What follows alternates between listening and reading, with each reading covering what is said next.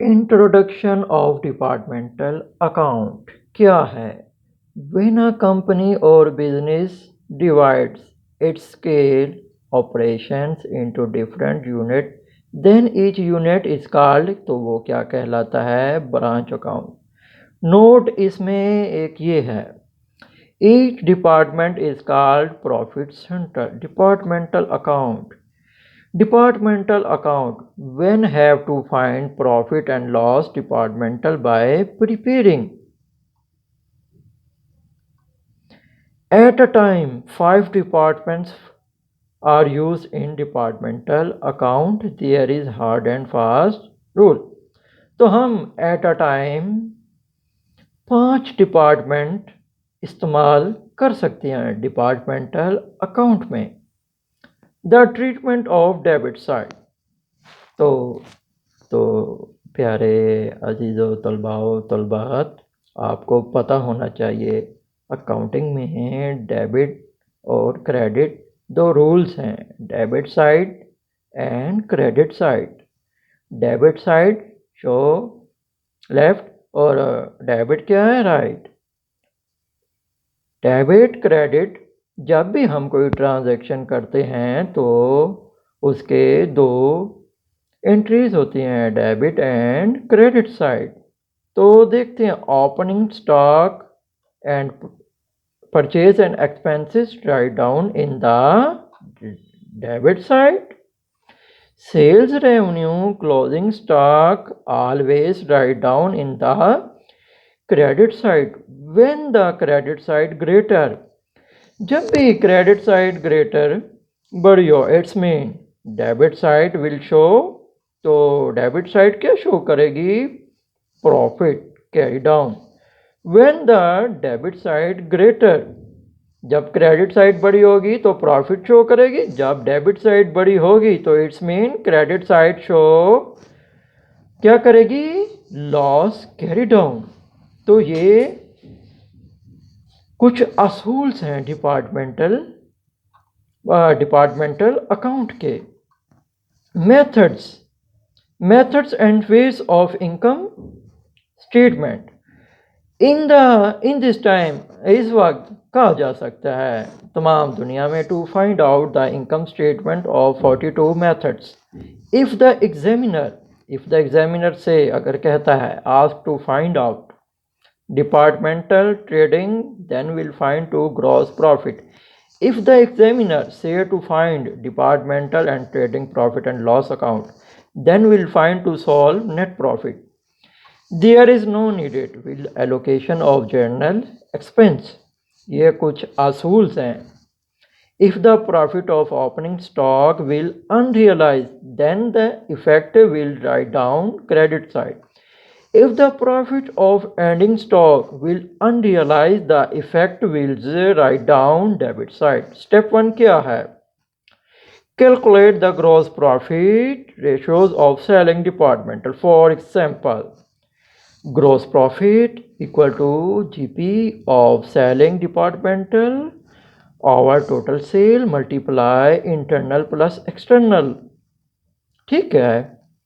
तो स्टेप 2 क्या है? Find the value of closing stock in buying departmental. Purchase from our total purchase multiply closing stock. Third step क्या है? Proportionate cost हमने मालूम करनी है, तो हम स्टेप 2 मल्टीप्लाई स्टेप 1 को क्या करेंगे? मल्टीप्लाई। तो एलोकेशन ऑफ एक्सपेंसेस हैं, आप ये देख रहे हैं। Allocation, if the examiner is not silent, अगर एग्जामिनर साइलेंट नहीं है तो 100% इसका मकसद क्या है? Follow the examiner instruction. If the examiner is silent, अगर एग्जामिनर साइलेंट है तो फिर जाहिर सी बात है हमने क्या मालूम करना है? Discount allowed means net side minus discount received means net purchase. All direct expense will be allocated on the basis of net purchase of the department or indirect expense will be allocated on the basis of net sales of department, excluded inter-department sales and purchase formulas of allocations. ठीक है. Calculation and measurement of profit of rules and procedures. Sales equal to profit plus cost. तो क्या है? Sales equal to profit plus cost. For example हम देखते हैं sales हमारे पास 100% है, कॉस्ट है 83.33 और कॉस्ट है 16.67 जो हमने मालूम की है मुख्तलिफ रेशो से. ठीक है. XYZ है, सपोज XYZ है, हमने कोई भी चीज़ फाइंड आउट करनी है. कोई भी अगर 15 है तो हमने 12 मालूम करना है. कोई भी चीज़ मिसिंग प्लेस दे दे तो जो हमने ऊपर स्टेप पढ़े हैं उन स्टेप से हम कोई भी इनमें से कॉस्ट प्रॉफिट रेशो मालूम कर सकते हैं. Purchase unit multiply cost, opening stock unit multiply cost, opening unit multiply cost, sales unit multiply sale. Proof क्या है? Is equal to GP gross profit और sale multiply 100 unrealise profit. If the not realise, अगर profit not realise है then the profit of ending inventory realise is positive. Provision for unrealise profit and loss. Provision for loss आप देख रहे हैं debit and credit side पर. For example sales क्या है 100 तो हम लेस क्या करते हैं CGS. Opening stock purchases add करेंगे और क्लोजिंग स्टॉक हम लेस करेंगे तो हमारे पास क्या आ जाता है gross profit. The difference of 80 and 60 is known as provision. क्या आप देख सकते हैं 80 और 60 के दरमियान जो गैप है वो हमारे क्या है प्रोविजन.